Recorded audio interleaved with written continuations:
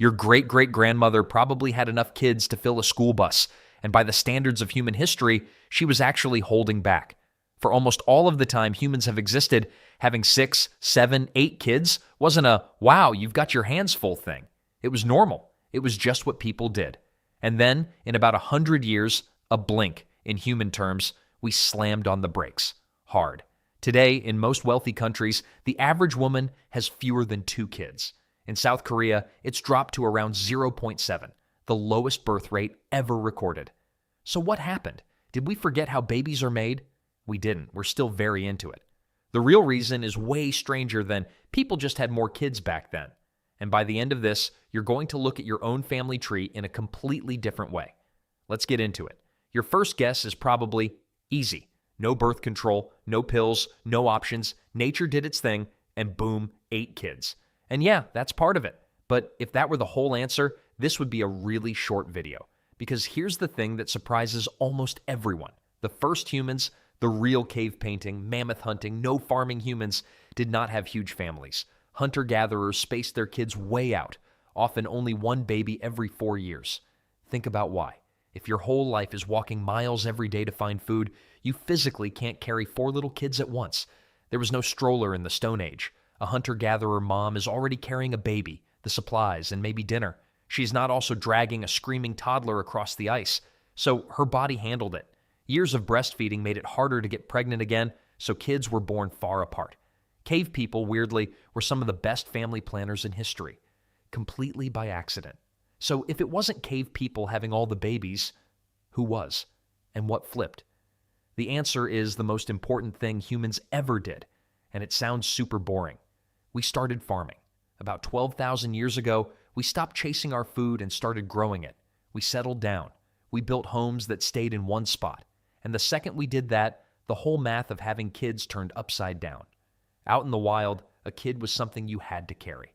On a farm, a kid was basically a worker, a free, surprisingly useful little worker, pulling weeds, feeding animals, carrying water, watching the babies so the grown-ups could keep working.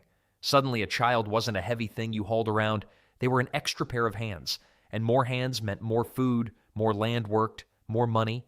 For the first time ever, having more kids actually made you richer. So humans did what humans always do when something makes money. They went all in. The farm was basically a machine that turned kids into wealth. But free workers still isn't the strangest reason families got so big. There were 2 more forces, and the first one is genuinely sad. For most of history, having lots of kids wasn't just useful. It was protection against losing everything. Here's the hard truth.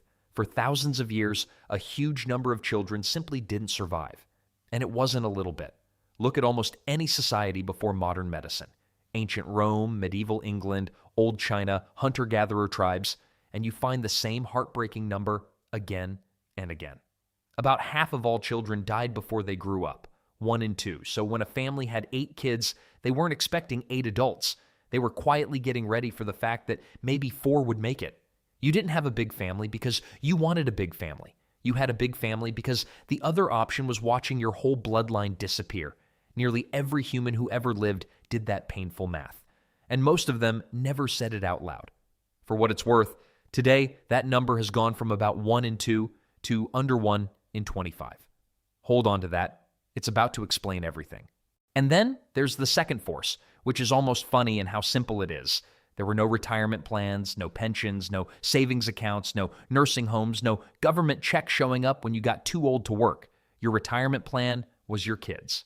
That's it. You raised children partly so that years later, someone would be there to feed you, house you, and take care of you when your body wore out. Kids weren't just workers and not just protection against death. They were your whole backup plan for old age, in tiny shoes. So picture the full deal for your ancestor back in the year 1500. Kids are free farm help. Kids are protection against losing your family line. And kids are your only hope of not ending up old, alone, and hungry. Of course, families were huge. With rules like that, having just 1 or 2 kids would have been the reckless choice, which leads to the real mystery.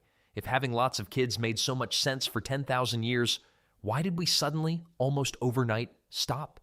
The answer is something so good that we almost never think of it as the cause. We fixed nearly everything that made big families necessary, and we did it shockingly fast. First, we beat child death. Clean water, vaccines, soap, basic medicine. In just a few generations, that awful number flipped from about 1 in 2 dying to under 1 in 25. Now, if you had 6 kids, you got 6 adults. You didn't need 8 and hope for 4 anymore.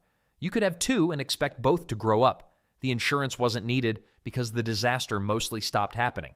Then, the money side flipped too. We moved off farms and into cities. And in a city, a kid is not a little worker. A kid is the most expensive thing you will ever own. They don't pull weeds.